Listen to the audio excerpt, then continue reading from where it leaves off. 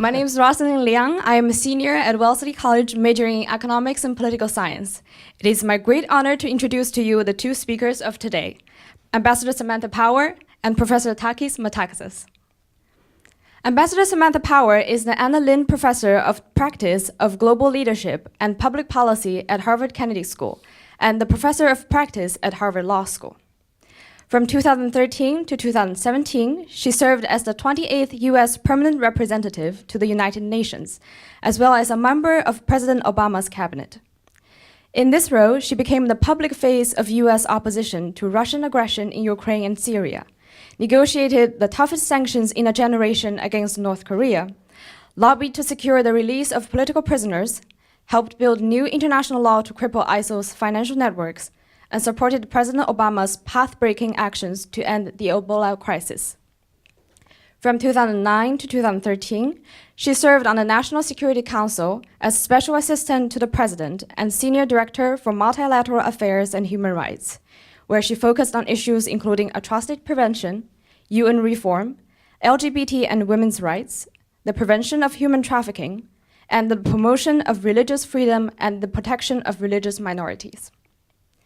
Ambassador Power has been recognized internationally as a leading voice for principled American engagement in the world. President Obama has called her one of our foremost thinkers on foreign policy, and Forbes has called her a powerful crusader for U.S. foreign policy as well as human rights and democracy. She has been named one of Time's 100 most influential people and one of foreign policy's top 100 global thinkers. Her book, A Problem from Hell, America and the Age of Genocide, won the Pulitzer Prize, the National Book Critics Circle Award, among others. She is also author of the New York Times bestseller, Chasing the Flame, Sergio Vieira de Mello and the Fight to Save the World, and the co-editor with Derek Chollet of The Unquiet American, Richard Holbrooke in the World. She is currently completing a memoir, The Education of an Idealist, which will be published by HarperCollins in September 2019.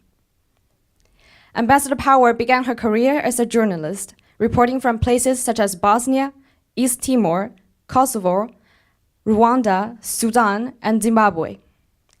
Before joining the US government, she was the founding executive director of the Carr Center for Human Rights Policy at the Kennedy School, a columnist for Time, and a National Magazine award-winning contributor to The Atlantic, The New Yorker, and the New York Review of Books. She earned a BA from Yale University and a JD from Harvard Law School. She immigrated to the United States from Ireland at the age of 9 and today lives in Concord, Massachusetts with her husband, Cass Sunstein, and their 2 young children. Professor Takis Metaxas is Professor of Computer Science at Wellesley College and the Faculty Director of the Madeleine Corbell Albright Institute for Global Affairs. He is also an affiliate of the Center for Computation at Harvard and the Center for Technology and Global Affairs at Oxford. His research interests are in social computing and web science, connecting computer science to social sciences, especially sociology, political science, psychology, economics, and to natural sciences, especially biology and neuroscience.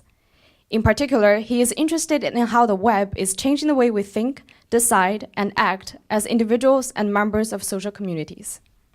His work has been recognized with NSF grants and 4 Best Paper Awards. Unfortunately, he is not happy with what he finds in his research. He has been reviewing online propaganda since 2005 when there was no term for fake news, and it was not proper to criticize Google. He was also the first to point out that one cannot predict elections using social media because one can compromise elections with social media. With his Wellesley colleagues, they discovered the first online political bots and have pointed out that the technique that was used to propagate fake news and compromise the 2016 presidential elections was identical to the technique that compromised the 2010 Massachusetts senatorial elections. For Professor Metaxas, teaching has always been a passion of his life. He has taught and developed courses for all curricular levels. In particular, he developed an award-winning course entitled The Art and Science of Multimedia that became the core of the Media Arts and Science program at Wellesley through the collaboration of the CS and art departments. More recently, he developed an award-winning introductory course entitled The Socio-Techno-Web, Technologies for Communication, about the perils and opportunities in cyberspace. In all of his courses, he brings the experience from his academic and professional life and applies pedagogical techniques that help students monitor their learning progress. Now, without further ado, please join me in welcoming Ambassador Power and Professor Metaxas.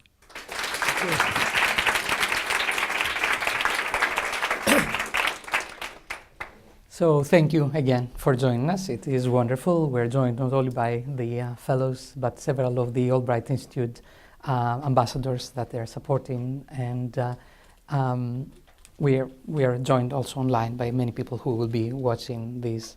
So as we all heard, and does not take too much effort to look at all your accomplishments. You started in '93, right?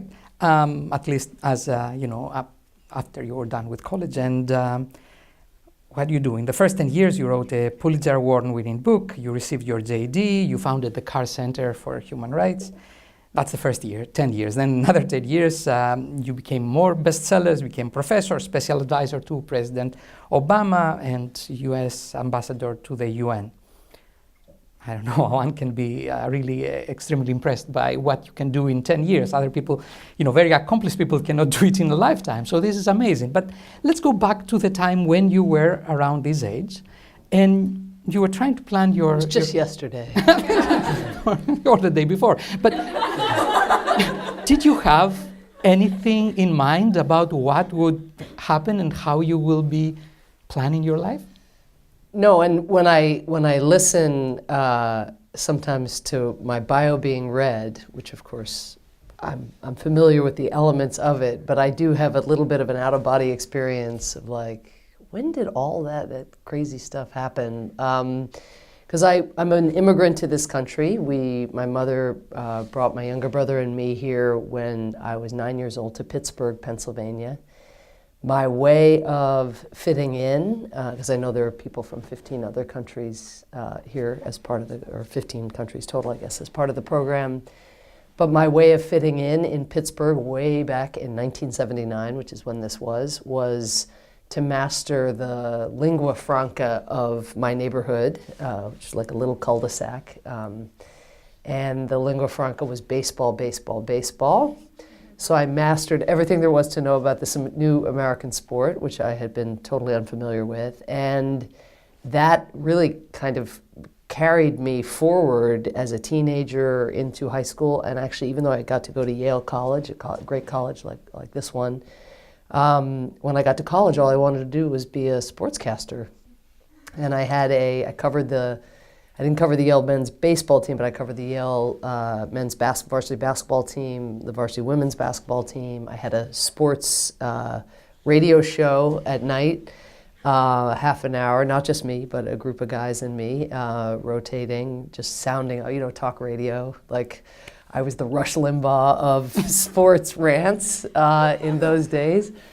And it's really what I thought. I enjoyed playing sports, pretty much any sport, anything with a ball. And I loved watching it. And I had simple sort of tastes and simple pleasures. I liked doing what I liked, as most of you do, as most people do generally. But what happened after the summer of my freshman year in college at Yale is I went back to where I mentioned my parents moved to Pittsburgh. My mother moved to Pittsburgh initially. Then they went on to Atlanta, Georgia, which is where I went to high school, public high school there.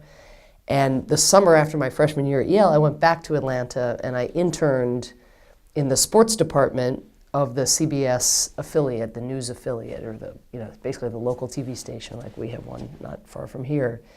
And as I was sitting there, happy, taking notes on a Atlanta Braves, San Diego Padres baseball game, I was sitting in like a glass booth in a chair with a clipboard and just taking notes. And my job was to cut the highlights for the little sports segment in the evening news. And so I was looking for like goofy people in the crowds and errors and home runs and I was just taking notes and then marking the time, and then I would put it together afterwards. I had learned how to do that. But in this little booth that I was in, there were TVs that broadcast the footage, CBS footage from all over the world. And at that time, this was June of 1989, a lot was happening in the world. I was paying attention to very little of it, but one of the things that was happening was that students in China were protesting and urging their government basically to democratize or to liberalize or to allow protest, to allow speech. And at the time that I was sitting there taking notes, those protests, which had been kind of flowering and had been a good news story alongside some good news from Eastern Europe, where it looked like communism was coming under pressure. The Berlin Wall had not fallen yet, but it was about, 5 months away from falling, but the cracks were starting to show. So there was a lot in the news that was pretty promising, and these protests just seemed amazing. But while I was sitting there, the tanks rolled in and crushed the protests, not just in that moment, but over many, many days. And I think there was just something so harrowing about seeing unfiltered footage like that. I mean, it gets to interesting questions that you address in your work about, the current media environment and how hard it is to stumble into information and news that you would not seek out. Okay, so here I am, the walking embodiment of, even to this day, the sitting embodiment of the power of serendipity. Because I never would have, even had I been subscribing to a newspaper at that time, I would never have sought out information about what was happening in Tiananmen Square. I wasn't like you all, I wasn't that motivated. And yet it came to me, and when it came to me, I just thought, oh my gosh, these kids, look at them, look how brave they are, look how amazing they are. And now look at what is being done to them. And then I looked at my clipboard and I kind of thought, surely there's more. I'm so lucky I get to go to Yale. I'm an immigrant. All this has been given to me. Maybe when I go back to college, I'll try to dig in a little bit better, to my studies, learn more about what's happening in places like China. So I really went back my sophomore year and became a very different kind of student than I had been. I still did all my crazy extracurriculars, loved them. But I think, sometimes, I don't know, you all are the sort of elite here, I guess, in getting into this program, but I think having come from a public school in Atlanta, I was in that class of people, maybe you all have had experiences like this, where you're kind of afraid to make yourself vulnerable, and so you don't really put all of yourself into it, because if you stay at a distance and you're off doing other things, then the fact that you don't excel is not because it's just because you haven't really invested yourself. So I had been, I think, at a distance. I think I was quite intimidated going to Yale.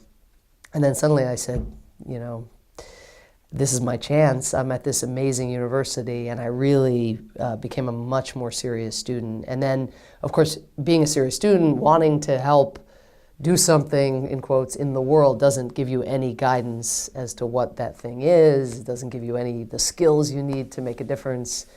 But at least, it starts with the motivation. Again, motivation you all clearly already have. And then when it came time to graduate, I looked to think, okay, I'd love to do something in the field of foreign policy. And there's a wonderful program. It exists to this day. In fact, for those of you who are graduating or at some point will graduate, at the Carnegie Endowment for International Peace, it's now called a Junior Fellows Program. And they select, a dozen or a couple dozen young people who graduate from college, and they kind of affiliate them with foreign policy professionals. Now, not in government, this is a think tank, but people who have either been in government before or who are doing kind of cutting edge research. And I, out of college, basically went and got, in my day it wasn't called the Junior Fellows Program, it was called the internship program.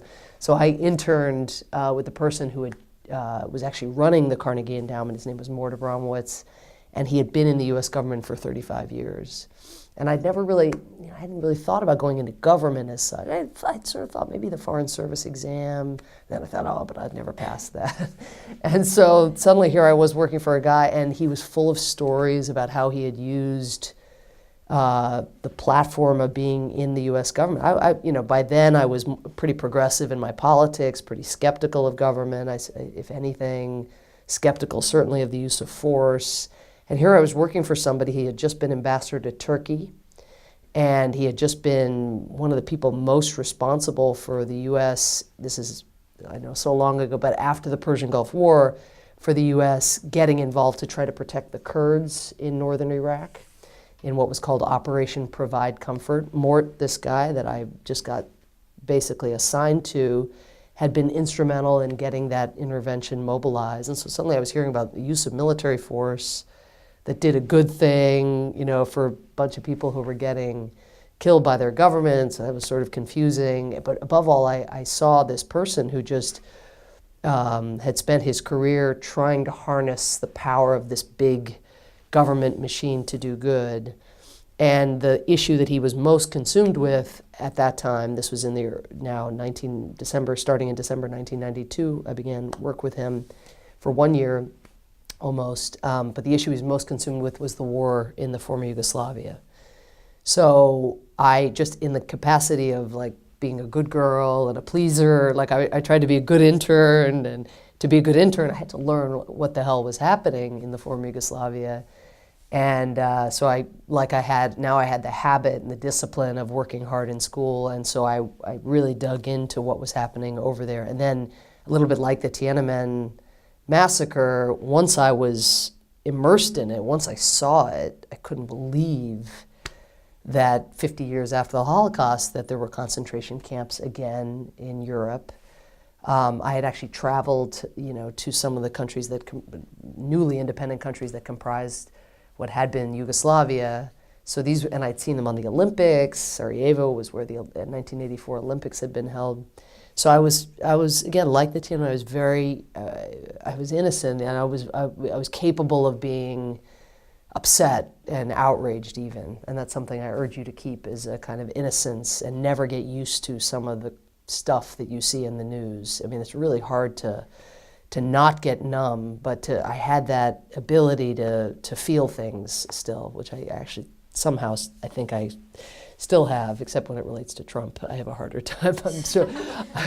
I've found some new numbing device, or else I would lose my mind daily.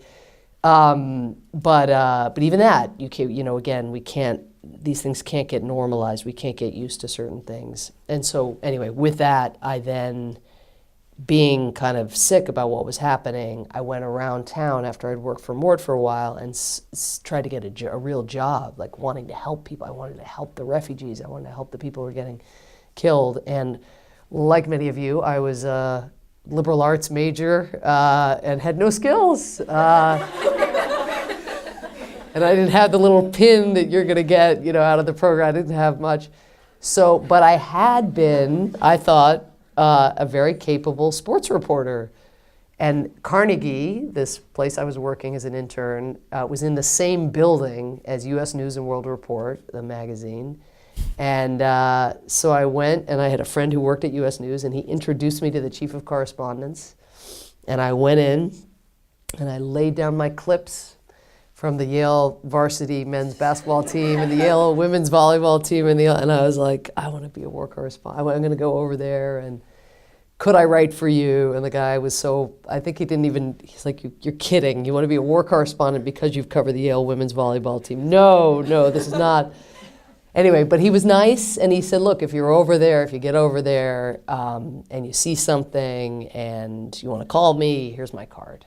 And that was the end of it. So I went running upstairs in the elevator. I was like, I'm going to be a war correspondent. And I called my friend who was trying to finagle us invitations to go to a conference, not in the dangerous place, but in Slovenia, which was one of the former Yugoslav republics, which was independent. And I called him and I said, I think I have an in. I think I can be a journalist now. I think he said he's going to take my call, and if we just have to find something. So he said, awesome. All right, all you got to do is just get a letter from him saying that you're working for him, and then we will be able to go to Croatia, Bosnia, from Slovenia, this peaceful place, into these other places.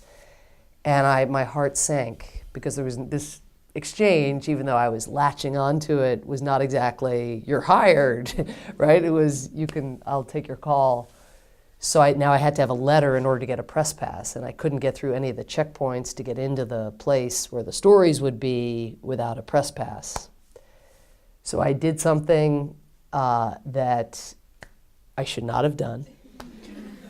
the Carnegie Endowment at that time published what is now Foreign Policy magazine. You all read Foreign Policy, I'm sure. Back then, it was not the Foreign Policy of today. It was a thin, it actually literally was about this thin, it was about this tall, and it was an academic, scholarly publication that came out like 3 or 4 times a year. And it didn't have any reporting or blogging or any of the stuff that you have now. It was just an academic thing. It was affiliated, like a lot of the Carnegie scholars put their work. So I snuck into the office of the editor of Foreign Policy magazine, which had never had a correspondent in their life, knowing that the UN would not know that Foreign Policy was an academic scholarly article, academic journal that had never had a foreign correspondent's life. And I took the stationery and I forged a letter from the editor of Foreign Policy magazine saying that I was going to be Foreign Policy magazine's correspondent and that the UN and others should afford me with all necessary cooperation and assistance. And my hand shook as I went to the fax machine and I faxed the letter in and I got my press pass. And I became a war correspondent. And that is how everything else that was in the bio came about. That illicit, shameful, not to be repeated moment. So, long answer to your question. That was a beautiful one because I had no idea that of course, for good would reason. come like that. Oh, I forgot about the live stream. Oh well. You probably do not recall the details very well, so. It's okay. Yeah, right. Well, I remember, I mean, every detail of typing that letter and knowing what I was doing wrong and how terrible it was, and yet, you know, I had a plan. Yeah, sometimes these little details, this little piece of paper can take you a long way. Yeah. But I love your discussion because our fellows here are probably thinking similarly about, what can I do? What to steal. Yeah. Yes. Do not try this at home. I'm trying to help here, okay? Yeah. No, of course. No, but the point, I mean, a lot of journalists, they don't have exactly that story necessarily, but there is something, I mean, interesting if the sort of 2 phases that I describe in the story, early on, not even having a vision or having the motivation really, and then by the end having so much motivation, still not having necessarily the qualifications, but to go forth. And I think, when you get to that second phase where you feel directed, which is also a very hard phase to get to. Like I'm sure a lot of you want to promote human rights or want to make the world better, but figuring out what within a big and bad and messy world is your slice is really, really hard. But once you get past that threshold, or even just have an instinct about it, then it's amazing how some of the agonizing you probably feel yourself doing, how that kind of fades away. And I think that's an important That's beautiful. That's beautiful. lesson. I have to say that the other thing that you pointed out is this concept of serendipity. Our fellow mentor, Sherman Theismann, who is also associated with the Carr Institute, is there, keeps telling me that this is important. I keep resisting, but apparently there is something to it. I did something similar to what you did when I was trying to get into the theaters in Greece without paying. So I named myself a theatrical analyst, so I would go and write about it, and that gave me lots of free passes, but nothing like getting to Yugoslavia, right? So you get to Yugoslavia and you experience something that Europe had not seen for a long time. You experience, against genocide and atrocities. I bet there are a lot of events that kind of shook you while you were attending and you were trying to write about them. Something that still resonates with you, something that still kind of you bring to your memory and has influenced your continuation after that?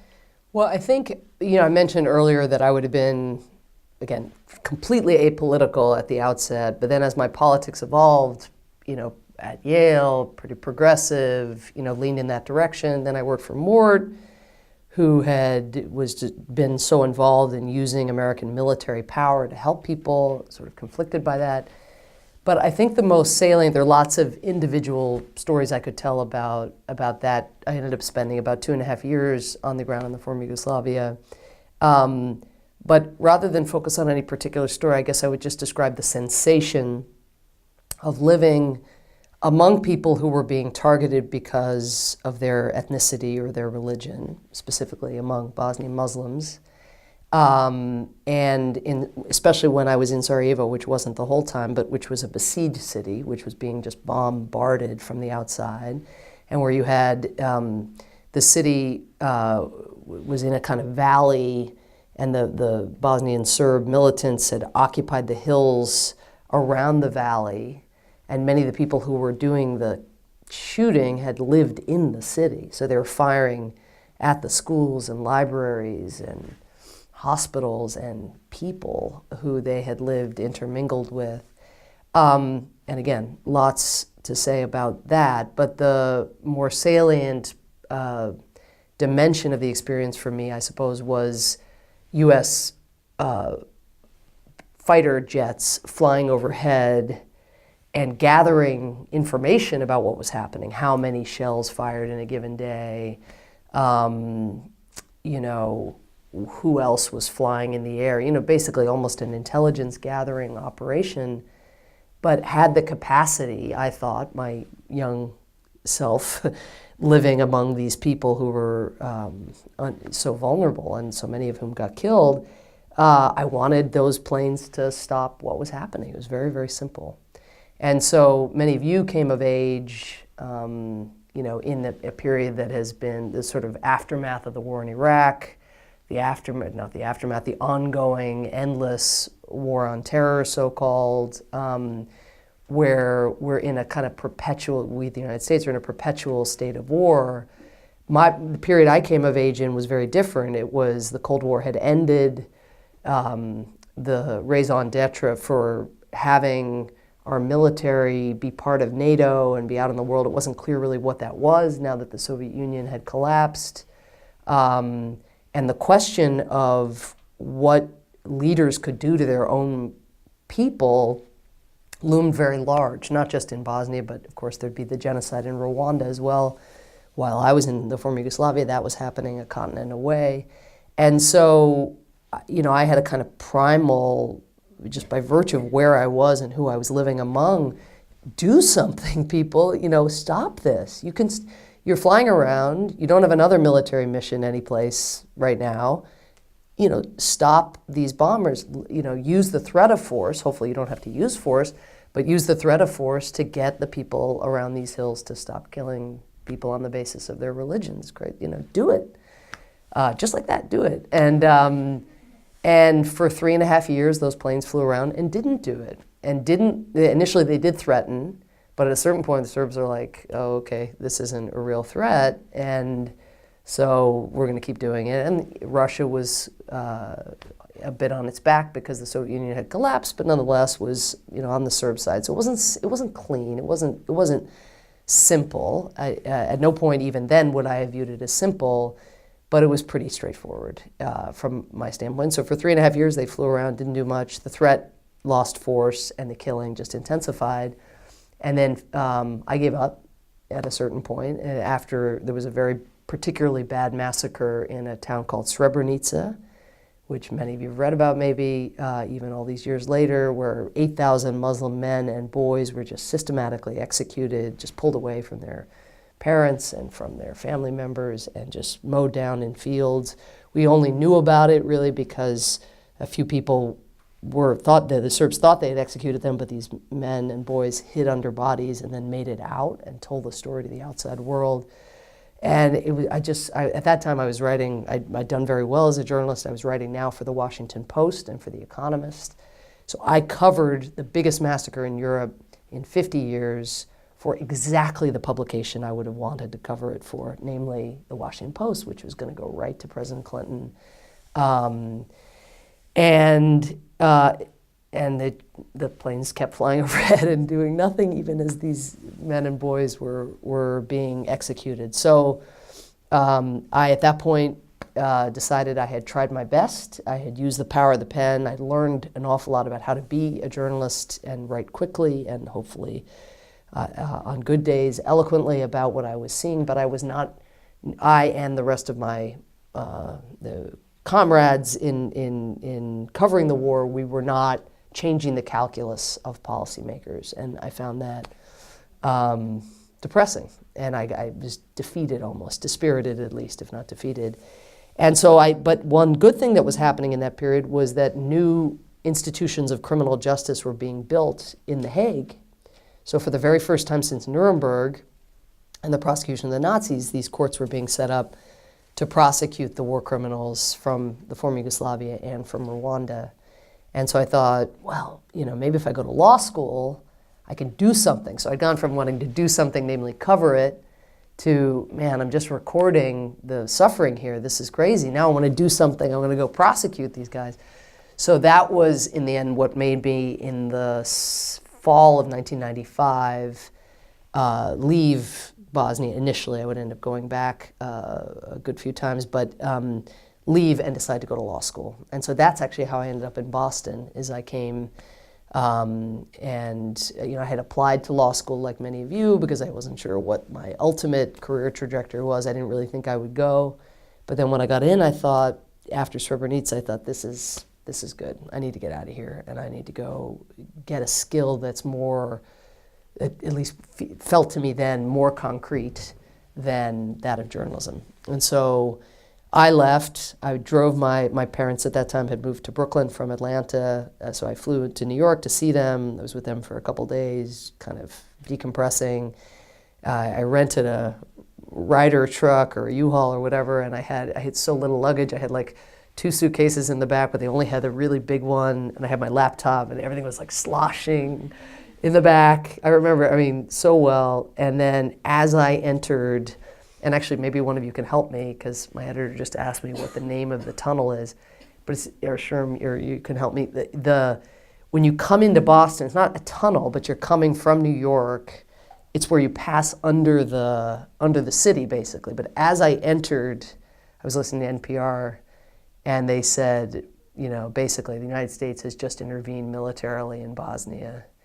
And as I entered I heard it, and then my radio went dead, and then I came out at the other side, and I couldn't believe it. So I left, and the thing that I had so wanted to happen, that these people get rescued, of course happened as I was driving my, useless U-Haul to campus, and within 2 weeks of starting law school, the war in Bosnia had been brought to an end. And so I had left in a way in despair, but actually it just turns out it does take time, and obviously that circumstance is very different than the kind we have in the world today. But it was an example of just what Mort, my boss, had told me about in northern Iraq. It was an example of American power being harnessed for a very important, I think, noble objective, which is to rescue people. And it ended up being a relatively clean operation. The peace, of course, that followed, much messier. Bosnia today is not in any way the kind of multi-ethnic place that it had been before this killing was allowed to go on for so long. But it was very influential to me to see sort of just, again, what the United States could do, along with our allies, but when we put our mind to it, in specific and discrete sets of circumstances. That's beautiful. I heard first about your writing through that article to the Washington Post, because as a Greek, I'm very much worried about how on earth a nation that seems to be so well cooperating suddenly can break apart so viciously. It was beyond belief. And Srebrenica was actually one of the things that shook me as well. It's impossible not to with all of these things. So you go to JD and you write a paper which eventually leads to this 600-page book. As all of your papers do, right? That must be quite a paper. Like, for God's sake, it is incredible. Yeah. And then I know that at least I saw in an interview when you were presenting your book, somebody suggested, "Do you know any politician running for a president that you should talk to, and apparently you did find somebody and you talked to, and eventually you got involved. We do not have too much time in this section. We will get a lot more time with the fellows to engage and ask you questions. But I wanted to ask you go a little forward. Sure. At the time that you were involved with Senator Barack Obama, then President Barack Obama, and the contributions you did as a special advisor and later as UN ambassador. Give us something that probably is not well known and kind of played a role in your experience in this post. If we could go so far. Okay, going very far forward. Well, I guess I'll flash to when I was privileged to hold the role that Madeleine Albright, given where we are, that Madeleine Albright held, that not that of Secretary of State, but that of UN ambassador. I should say when I got nominated for the job, so before I was confirmed, there's like a little period where you actually have time to think. You have to prepare for being grilled by the Senate. But I went to see Madeleine, and she said, and one thing when you get in the job, and good luck with confirmation, fun. But when you get in the job, she said, you should know that and maybe some of you have heard her tell this story, but she said, when I was in the job back in 1993, so this is 20 years before I was nominated exactly, she said, when I got there were 183 countries in the world, and there were only 7 of those countries were represented by women. And she said, so, some of you know the group of 7 or the group of 8, the G8 or the G7 or the G20, the group of 20. So that's been around the G7, G8 have been around for a while. But back then there was a G7, but Madeleine Albright went because there were 7 women ambassadors, and she created the new G7, the Girl 7. Which was an informal grouping of women ambassadors, and she just said it was awesome that they got women together because they came from different regions. They got women put forward before the General Assembly to become judges on the international criminal tribunals that I mentioned. They lobbied, to get peacekeepers to be more attentive to sexual violence in the peacekeeping missions, et cetera, et cetera. Anyway, so she said, the one recommendation I have for you is that you should do something similar. So when I got to New York in 2013, there were 37 women ambassadors, so a notable increase, but still woefully insufficient, not least because now there were 193 countries, right, instead of 183. So it was still, so I created the G37. And we went to the theater together. We, plotted together on very similar issues. Compared notes. The UN is very divided in kind of predictable ways, in the sense that most countries vote, most ambassadors vote because of the instructions they get from their capitals, and those instructions are often derived, on the basis of how the region as a whole is going to vote, or like the OIC, the Organization of the Islamic Conference, like people just are kind of voting on relatively. And so what was great about a cross-regional grouping is that as Madeleine said, is if each of us could move our governments or press our governments to shift our positions, we could really do some damage. So we formed that group. But I digress. The story I wanted to tell you is that when I got into the job... That's a very good story too. Well, good. I just figured with Madeleine and just following the footsteps of such a giant. But when I got into my job in August of 2013, I took my kids, who were then 2013, 4 and 1, on vacation to Ireland. Now, why, you might ask, having just become UN ambassador on Earth, would I have gone on vacation? Great question. Because I had written so much in my career and my life that I thought it would take me months and months to get confirmed. And that's what everybody thought. And so months in advance of even being nominated, I had already made a plan to go to Ireland, which I did. Is where I'm from. So I'm bringing my kids, see my family. And then I got confirmed much quicker than I expected. I was in the job for a few weeks. August is a really slow time in Washington and in New York.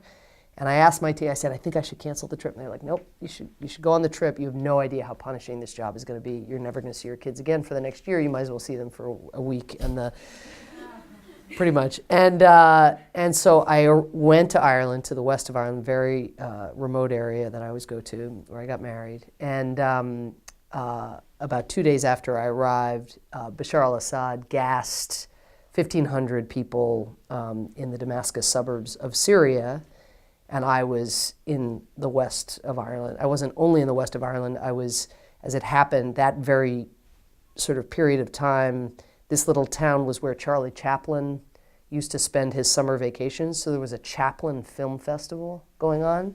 And everywhere I went, there were these basically people dressed up as Charlie Chaplin, which is the creepiest, like, and so it became, I'll come to the Syria part, which is the much more important part in a second, but it became scandalous that I was not at the UN because I had just started my job. And then even more scandalous that I was I was at a Charlie Chaplin comedy film festival when this horrific event unfolded. Anyway, so I flew back with my kids as quickly as I could, and I was at the UN 24/7. It looked like we were going to use force initially. President Obama said publicly, as you know, having given that Assad had crossed the red line, that we would intervene militarily to punish what had been done to try to deter future use. And then the president changed course, as you also know, probably, controversially, and decided instead he was going to go to Congress. We were still going to do what we had set out to do, but we were going to do so with the backing, he hoped and expected, of the US Congress. So when I got back, I spent most of my time on the phone lobbying members of Congress, Democrats especially, who were very skittish about using force in light of the war in Iraq. David Cameron, the British Prime Minister, in a precursor to Brexit, had completely misjudged what his own party was going to do and what the opposition were going to do. So he lost a vote in Parliament in order to get support to be part of a coalition. And as I talked to more and more members of Congress, it became very clear that this vote was not going to go well if it came to the Congress. And in something that I can't explain to this day, given where things were between the United States and Russia, without going into the details, as some of you remember, Russia basically stepped in and said, actually, we'd like to help you dismantle Syria's chemical weapons program. So I, new to my job, was working 24/7 with the Russian ambassador, who ended up becoming a very close friend, who ended up dying, unfortunately, in the early phase of the Trump administration, but a very difficult character, but nonetheless a very unique diplomat and a very extremely talented diplomat. Just who Putin would want representing him, because very capable and savvy. But I was negotiating with him to try to figure out how we would negotiate a resolution that would in fact dismantle this program that had been used to kill 1,500 people when the government just lied and lied and lied some more, and Russia did the same. So I was in these negotiations. I did not, once we got back, I didn't see my kids for days.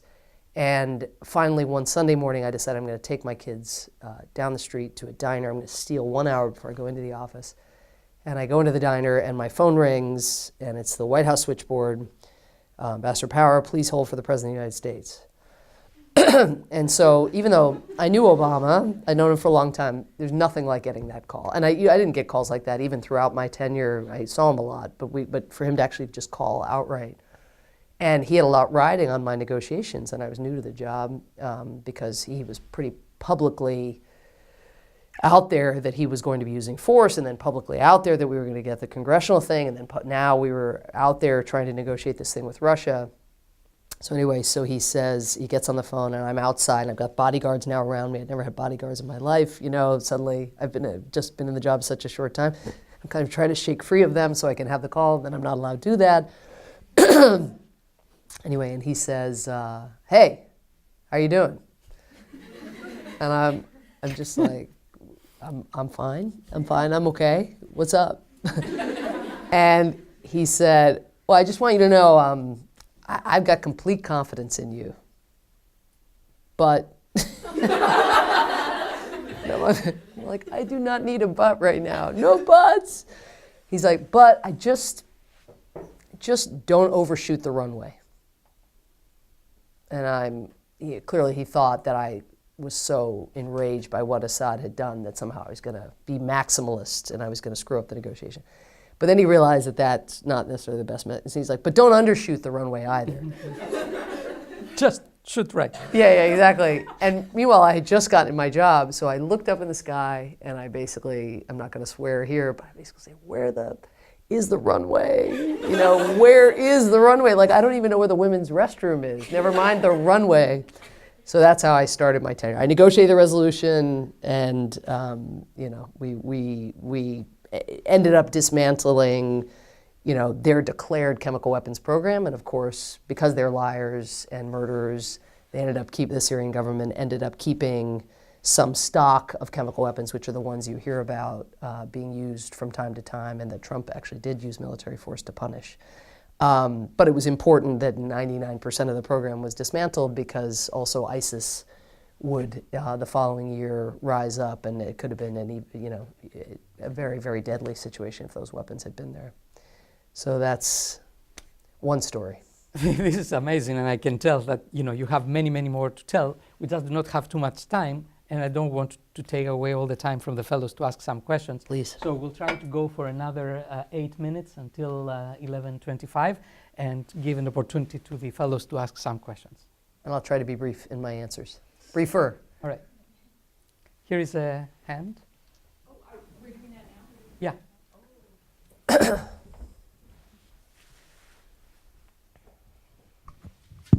Thank you, Ambassador, for joining us today. I'm Kavi, and I'm from Sri Lanka. I was interested in knowing, you came to this with a certain set of values and ideals that you had. But when you're in a position as the permanent rep to the UN, you're really representing the country and a different set of values and ideals and priorities. How is it like to kind of manage between these two and really have your authentic self but still do your job? But still feel good that you are still the same person you were many years back? It's the question. It's the essence of I'm writing a book, as you heard, called The Education of an Idealist. And I think that's the question that I have to find a way to answer to your satisfaction, to my satisfaction. I mean, the first thing I'd say is I don't think I could have done a job at that profile if I didn't feel such a mind meld with the president.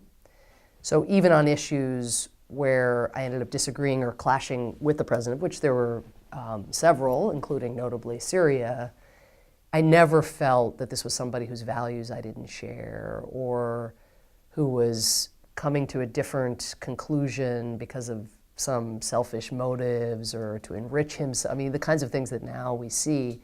It was just really, really, and all the clashes were on really close calls where I would even say to myself, gosh, if I were him, I wonder, maybe I would land where he was. Like, in other words, recognizing that I had the luxury of pushing a human rights agenda, and I'm not thinking at the same time of the economy or of healthcare or of some other fight I have with Congress that is essential for the standpoint of other human consequences.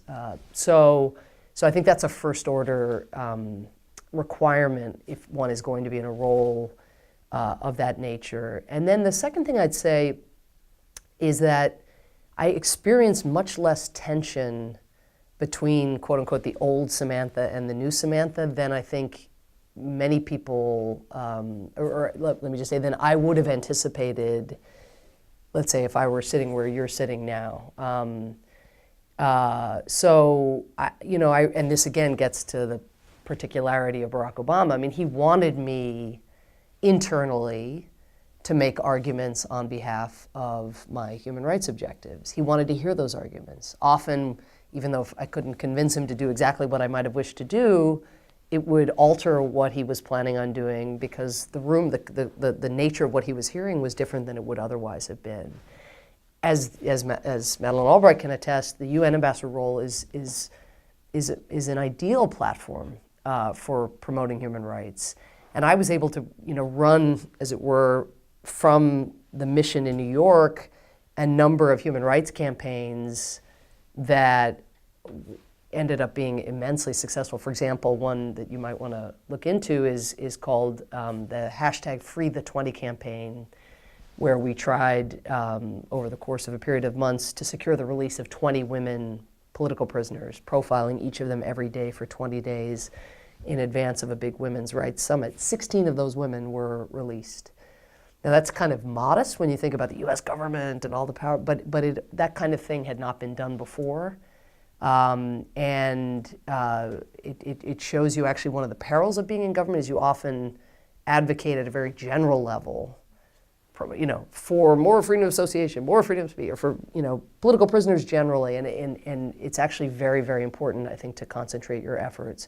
So I felt, on the battles I lost, often I was the best spokesman for a policy I didn't agree with. Best, not that it was all that pleasant, but because the arguments I would hear from journalists and from critics were the ones I had made internally, and I felt as long as I was heard, and as long as I could respect the decision that was made, I was even comfortable going out.